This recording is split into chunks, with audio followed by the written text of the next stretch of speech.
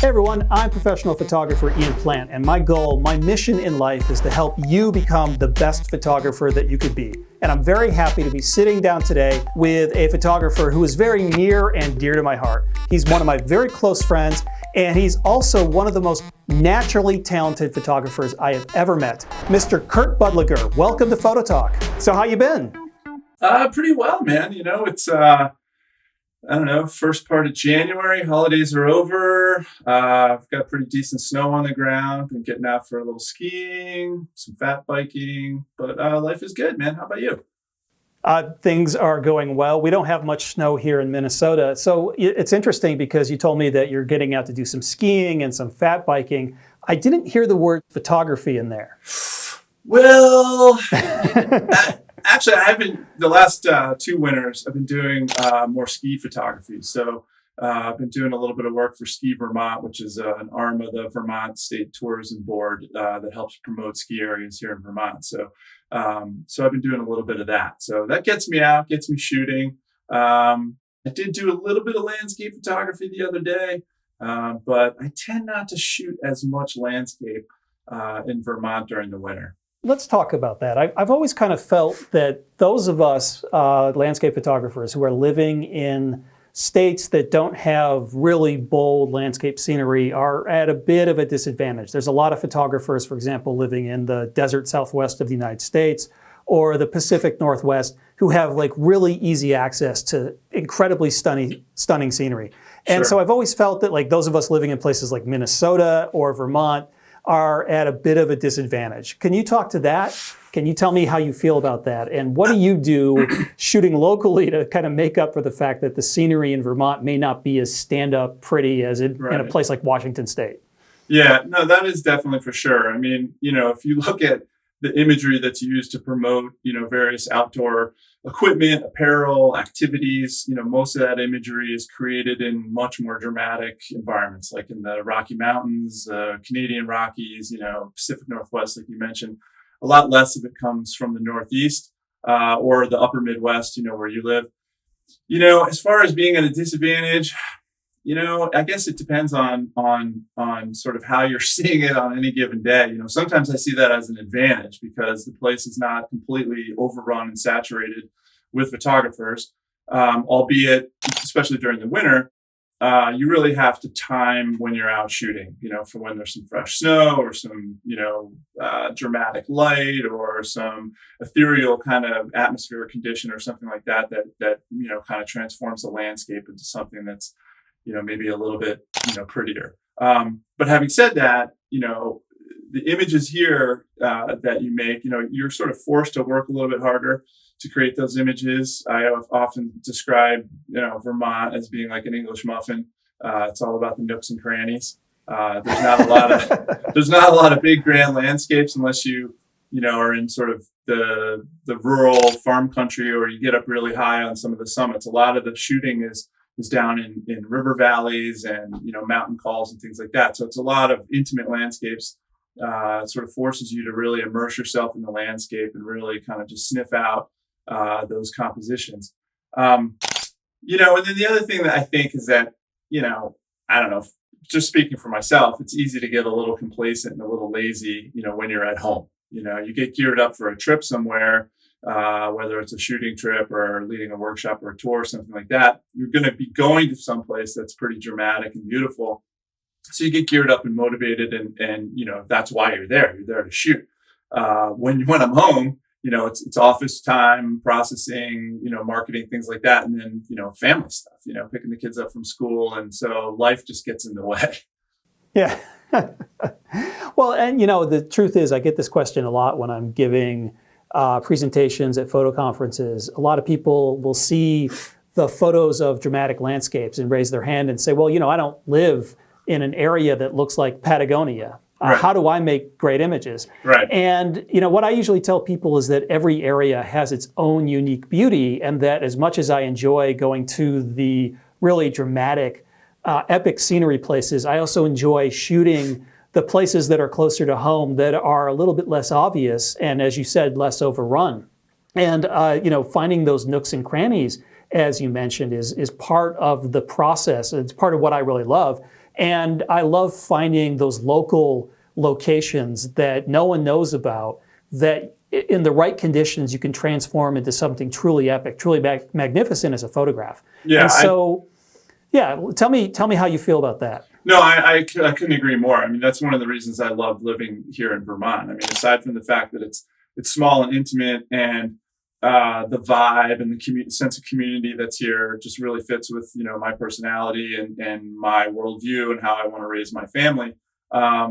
There is a real sort of connection and intimacy with regard to how we live with the landscape. I'm looking out my window right now. I live on 12 acres of sugar maple trees on a dirt road with a little pond, but I'm only 7 miles from the state capitol. So you can be out in the woods very, very quickly here. And I do love really kind of getting to know a place and searching out those kinds of photographs that are more intimate and more personal. And so I agree, man. I think, I think there are photographs to be made, almost anywhere that you are, if you're willing to just sort of settle into the landscape and just be part of it for a while. Do you think it makes you a better photographer working in a landscape that's more challenging, that doesn't really give it up as easy as a place like Iceland or Patagonia or some other epic place might? Oh, no question about it. Yeah. I mean, I grew up skiing in the Northeast and then went to school, for undergrad in Colorado. And there's a saying, among skiers that if you can ski in the East, you can ski anywhere.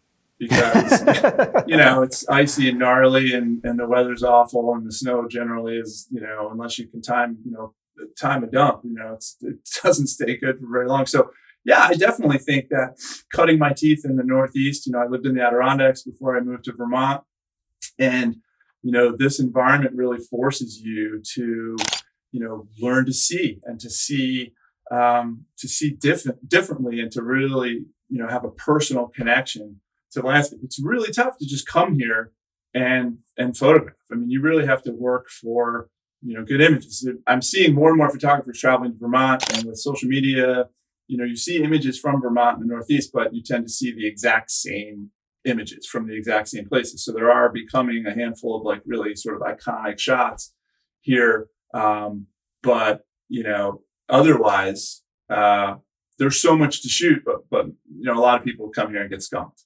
Now, you do a lot of lifestyle photography, and it sounds to me like you've actually got a fair amount of assignment work. So in a sense, you're a real professional photographer. You are actually selling your photos, unlike most of us who are, making our living selling photo education services, doing workshops and tours. The days of people actually making money selling their photographs seems long gone, passed in the rearview mirror. So you're actually doing a lot of that. So do you think that there's a different approach when you're shooting lifestyle type of photography? And do you think that shooting lifestyle has made you a better landscape photographer or vice versa? Yes to both questions. I started out with just an interest in nature and landscape. I really had no interest in photographing people at all.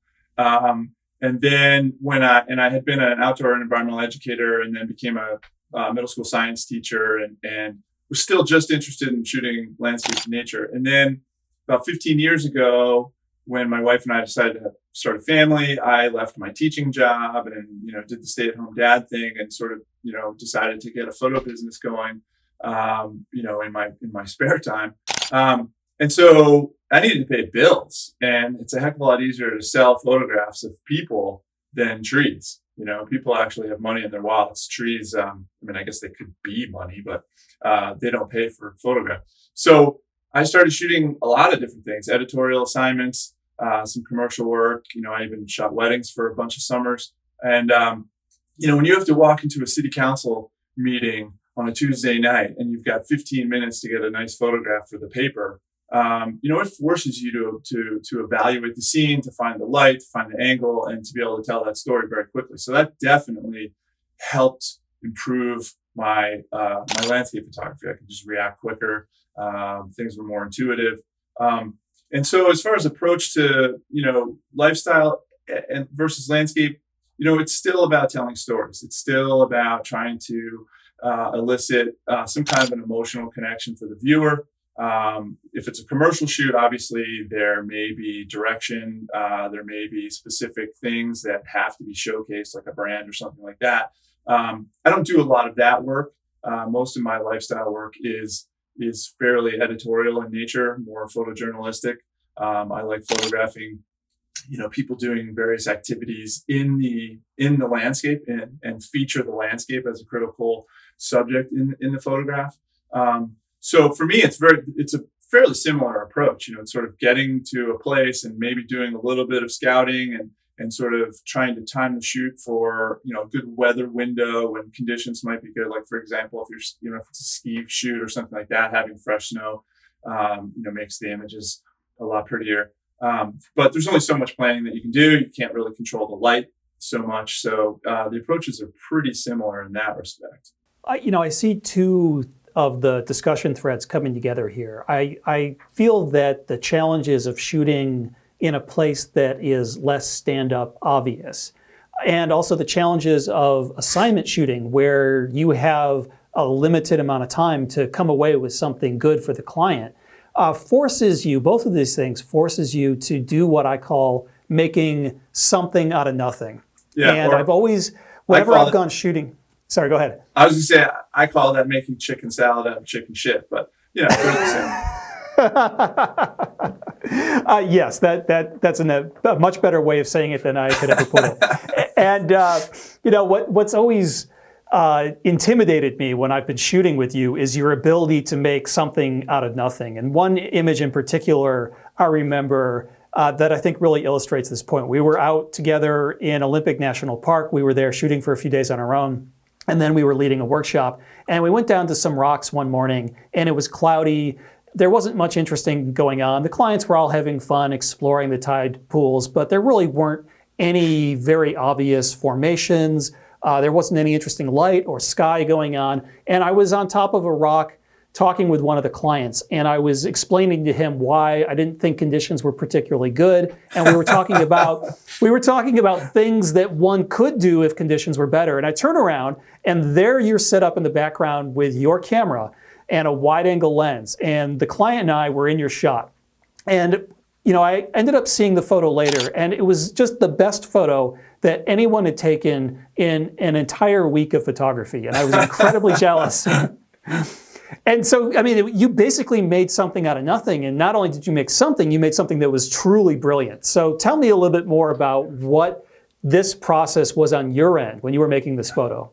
I like to play. I do. I like to, when I'm in the field, I like to have the camera out. I like to wander around. I like to explore. I like to look through the viewfinder and play. And yeah, you're right. That morning was pretty, it was overcast. The light was super drab, not great. And as you said, we were leading workshops. So on my end, it's funny that, how you described on my end, I believe I had a couple of clients and we were sort of talking about foreground.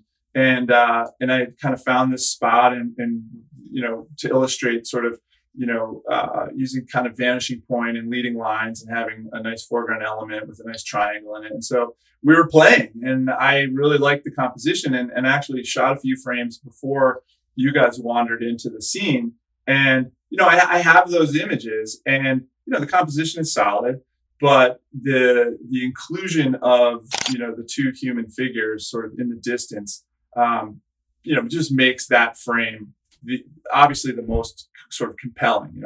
Provides some scale, but then it also sort of helps to tell that story and that sort of metaphor for us being so small on this huge planet and standing literally at the edge of the sea and just sort of contemplating what's out there.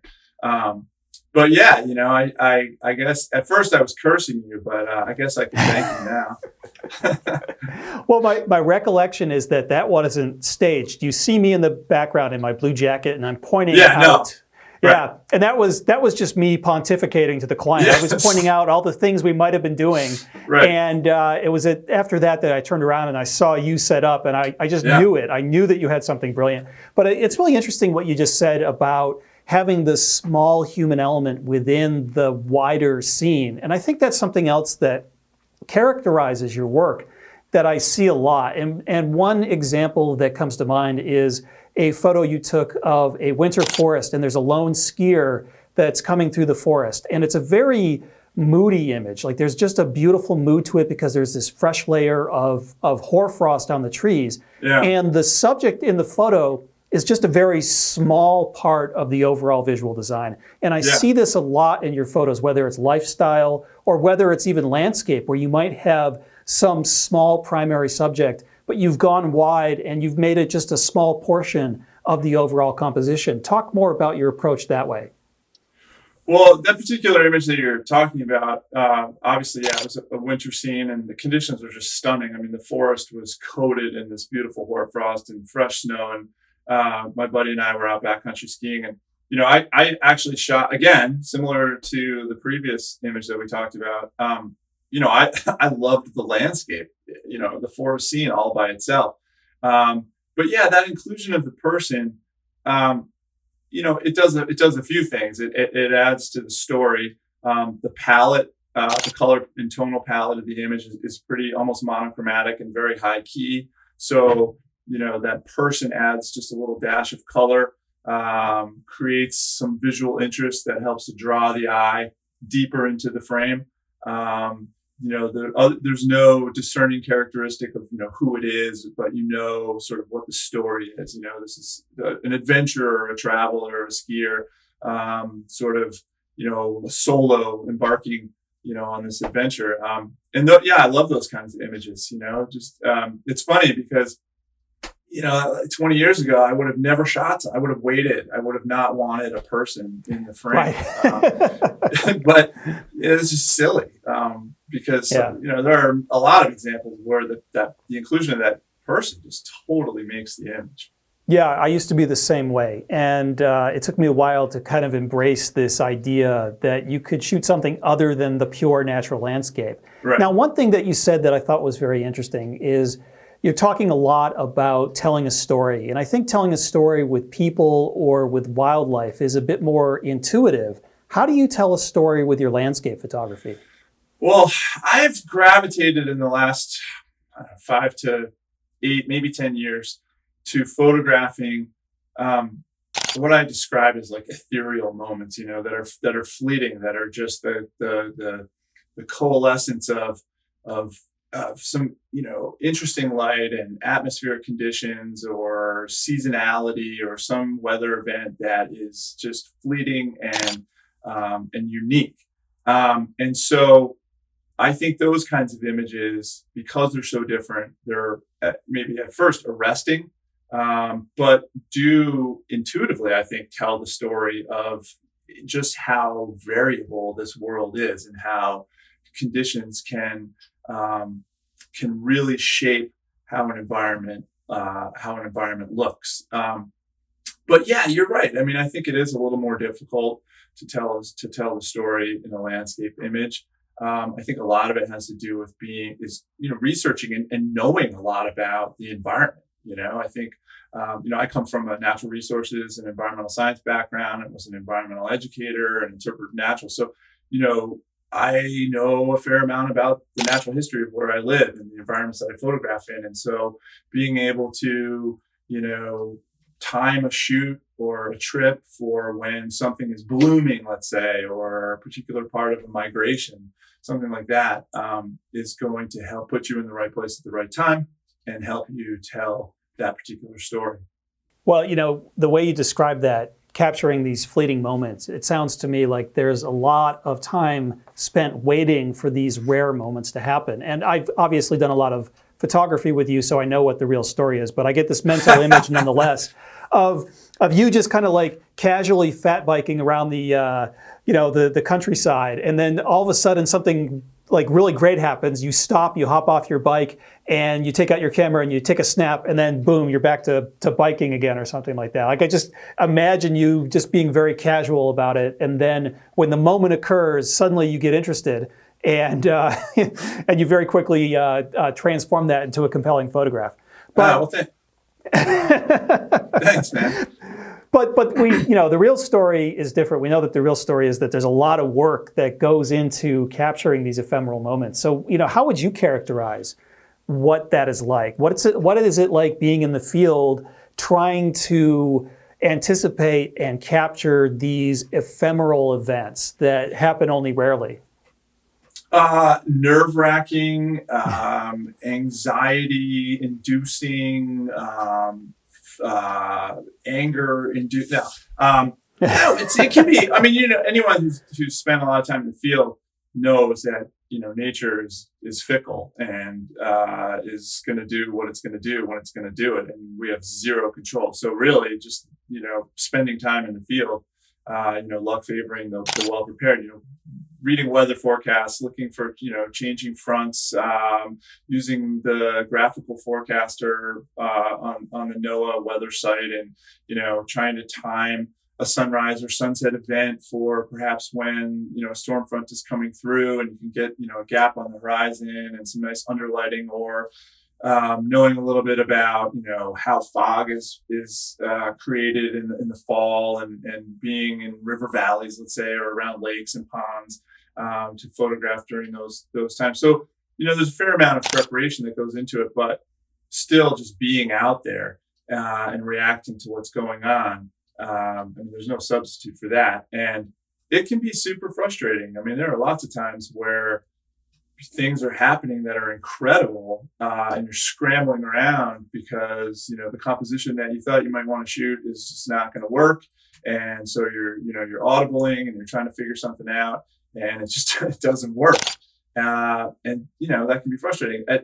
So at that point, I guess now I've been doing this long enough that I try not to let it get me too rattled and frustrated and annoyed. And occasionally I'll just kind of sit back and just be there and not worry so much about trying to capture a photograph, and just experience it for myself, and be in the moment.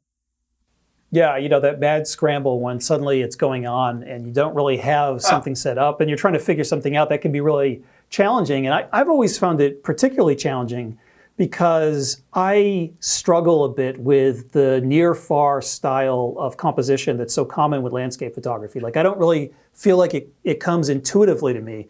And I've always felt from your work that it comes to you in a very intuitive way. And like one photograph that I'm thinking of in particular is a shot that you took in the Canyonlands, which is one of my favorite shots of yours, which has a near element. And then you've got some formations in the background, and you have this stunning sunset sky. So my question for you is, I'm jealous of your intuitive ability to create these near-far compositions. Do you feel that you see that style of composition intuitively, or do you have a different view of things?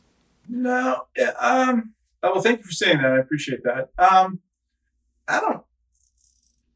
don't know that I guess maybe I a little bit do see it intuitively. It's hard to know. So I think, I've been photographing for, you and I are almost the same age, and I think we both started shooting about the same time. So I just turned 50, and I'm realizing that I've been a photographer now for half of my life or a little more. And so there's a lot of time on task there. And when I first started, I think my widest lens was 35 millimeters. So, a lot of what I was shooting was intimate landscapes. And so once 35 millimeter, that's a telephoto lens as far as I know, right? And so when camera manufacturers started producing these lenses that were 20 millimeters, 17 millimeters, now 11 millimeters, putting one of those lenses on is just, it's transformative in how you see. And so I latched right onto it. I thought it was just such a cool perspective. And so I think, there was a lot of years of photography before I started shooting anything that was wide angle. So I don't know how much it can be really, attributed to intuition versus just, sort of experience time on task. But I do love to photograph wide angle landscapes for sure. So do you think that there is such a thing as personal style? I don't know. I think probably. It's funny, I teach a lot, and a lot of people ask about, personal style, or, complain that they don't have one. And, you know, I think there's maybe too much emphasis on sort of establishing a personal style. I think with the amount of work that's being produced, I think a lot of what we do is fairly, derivative.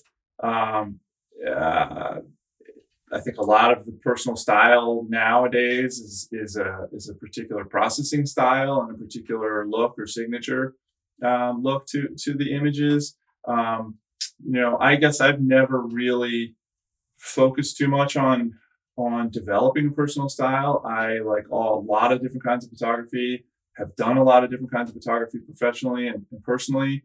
And so for me, I like to have great experiences and like to capture images that sort of embody or illustrate, what it was I was experiencing, that helped to tell the story of a particular place or a particular activity. So yeah, I don't know. Sorry, that was a terrible answer. It's a bit of a trick question. I mean, the reason why I asked that is... Oh, do I have one? Are you going to assign me a personal style? I guess I could, but okay. It's a bit of a trick question because I used to ask people, what is your personal style? And people would stumble to produce an answer. And it got me thinking, well, what would I say if someone would ask me the same question? And I'm not sure I really could come up with anything either. So that got me thinking, well, maybe there's no such thing, or maybe there's too much of an emphasis, as you put it, on personal style. Yeah. And, but I'm curious. The other thing too is that we evolve, right? I mean, what you're shooting now, you weren't necessarily shooting 5 or 10 years ago, or at least you weren't shooting it that way. And, 5-10 years from now, you may not be shooting, in the same way. So, I don't know that it's fixed if there is one, I think it continues to change as we change. Yeah. And there's certain things I won't shoot. I mean, there's certain times when the moment doesn't feel right to me, so I don't take out my camera. And also, more and more, I tend to try to avoid going to the areas that are popular. I don't like shooting the icons. I like kind of charting my own path. And I think that arguably is part of my personal style. And I'm just kind of curious if there's sort of limits that you have yourself. Are there certain things that you just won't shoot, or certain types of things that other people might be interested in that you say, you know what, that's just not my thing. I'm not going to take a picture of it. Yeah, I would say there are. I mean, just thinking off the top of my head, I get a lot of flack for not enjoying particularly shooting night scenes. I just don't like them. I'd rather, I enjoy light. I like photographing light on the landscape. To me, Milky Way is, if you've done it once, you've done it 100 times. It's the same thing. It never changes. Yeah, so, I would, sorry to interrupt, but I dare say that that's okay. that's probably true. Like sometimes I think that some of these night sky photographers are often just, they have one shot of the Milky Way that they put into all of their photos. Well, that's all you need. We're going to get all kinds of flack now. But yeah, certainly. I feel the same way. Like I've kind of avoided doing a lot of that just because it's become so popular. Because I actually used to like doing night photography for a while, but then it became super popular, and I said to myself, you know what, I'm just not going to do that. Yeah. Well, it's funny. You said a little bit ago that you sort of try to avoid sort of the more iconic locations, and I lead a lot of workshops and tours throughout the year, so we are photographing often in fairly iconic locations. But I do, from a personal standpoint, really enjoy photographing places that are more kind of off the beaten path and not necessarily, super popular. That's one of the reasons I love photographing in the Northeast, in Vermont, because it's just it's not overrun with people, and it's, there aren't really too many iconic spots. So you get to really sort of explore on your own, and it becomes a more personal sort of expression of the environment. Whereas, photographing, say, Delicate Arch, you're going to be there with, at least 100 other people, and everyone's going to have pretty much the same shot. So I noticed that you recently started using a drone. And I remember the first thing I thought was, oh, great. Now Kurt is going to rule the skies like he rules the land. And sure enough, you started taking amazing drone photographs. So tell me a bit about your decision to incorporate a drone into your photography and how you think it's changed your approach. Well, I, as you know, was sort of toying with the idea for a couple of years and kind of dragging my feet because, I mean, A, they're expensive, and B, I wasn't super excited about, sort of the sensor sizes and things like that, and the image quality. And I kind of find them annoying. They're loud and obnoxious, and I don't really like them when I'm out in the field. But traveling around, again, here in Vermont, I started seeing the potential, for making new images. If you could just get, say 40 or 50 feet off of the ground, and out away from a road or a forest edge or something like that, out into a field. So I thought, what, I'm going to do it. And I was also a little apprehensive because I wasn't a gamer. And so I was kind of nervous about having the prerequisite skills to fly one of these things without crashing it. I played around with the friends and realized, wow, it's really not that hard. And so I pulled the trigger late. I've only had it I think I picked it up in maybe early September, second week in September, before the sort of fall rush. So I haven't had it too long. A lot of fun to fly, for sure. And the perspective is really, really cool. I knew it would be. And I was seeing a lot of the cool images that folks are producing out in the Southwest, yourself included, of some really neat abstracts of Badlands and stuff like that. Kind of got me inspired to see what things would look like, here in the Northeast. So I played around with it a fair amount when I had some free time during fall foliage, and really enjoying the perspective, definitely getting the juices flowing. I've got some ideas about, some projects I might want to try to do in a series of images around a theme that I want to make using the drone. So it's been fun, and it's nice to throw something new into the toolkit. Because, you start to get a little lazy, and you start to approach, at least I do, start to approach things the same way, shooting similar compositions and looking for similar compositions using, the tried and true, techniques that you've mastered or whatever. Adding this whole new perspective and way to see the world has been pretty exciting. Well, I, for one, am glad that you are a bit, as you put it, lazy, because it's the one thing that holds you back. Otherwise, you'd just be completely blowing us all away. I mean, you're blowing us away, but just, if you were less lazy, it would be complete and total and utter domination. This has been a fantastic conversation, Kurt, and I've always really loved your photography, so it was great having you on. Thank you for joining us.